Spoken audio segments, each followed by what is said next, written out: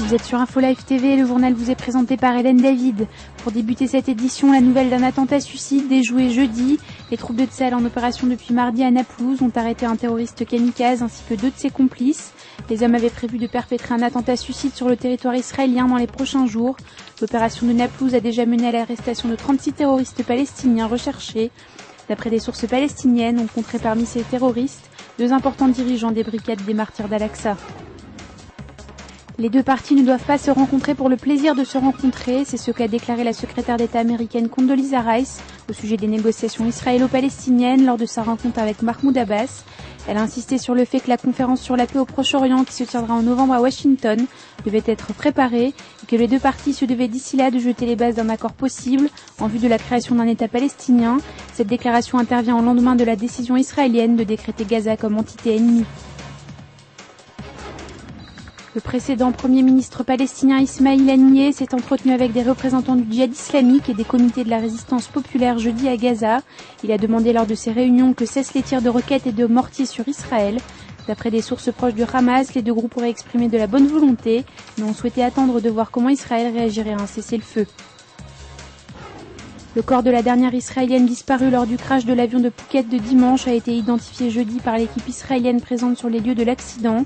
Il s'agit de Rachel Toufam, âgée de 23 ans. Les corps de 4 Israéliens ont été rapatriés en Israël mercredi soir. Et puis à la veille du jeûne de Yom Kippour, un sondage révèle que les femmes sont plutôt adeptes de l'office de Neila, alors que les hommes préfèrent quant à eux celui de Kol Nidre. Tous en revanche s'accordent sur le fait qu'Ehud Olmert devrait en ce jour demander pardon à la nation israélienne. Retrouvez le prochain flash d'information d'InfoLive TV samedi à la suite du jeûne de Yom Kippour. La suite de votre programme sur InfoLive TV, c'est la rubrique de Firas Ramed ayant pour thème la haine d'Israël sur le petit écran arabe. Puis un retour en images sur la conférence de presse conjointe de Tzipi Livni et Condoleezza Rice.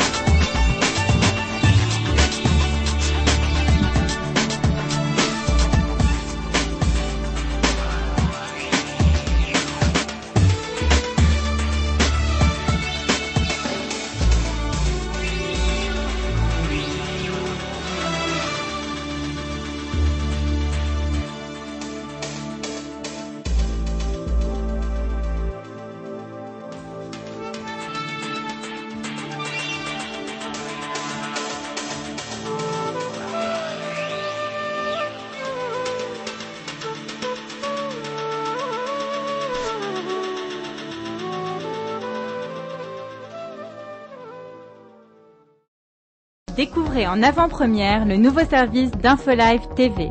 Recevez gratuitement chaque jour, en vidéo, les informations d'Israël et du Proche-Orient sur votre mobile. Pour vous abonner, entrez sur notre site www.infolive.tv et cliquez sur la bannière Service téléphone mobile. Aujourd'hui, le monde entier parle d'Israël. Mais qui parle d'Israël au monde entier, en temps réel, en 4 langues et en direct de Jérusalem? InfoLive.tv, la première chaîne de télévision internationale israélienne. 24 heures sur 24, 7 jours sur 7, suivez de l'intérieur l'actualité d'Israël et du Moyen-Orient. Des reportages, des interviews, un grand journal et des flash infos en images dès que l'actualité l'exige. InfoLive.tv, votre regard direct et vrai sur l'actualité d'Israël. Retrouvez InfoLive sur internet www.infolive.tv.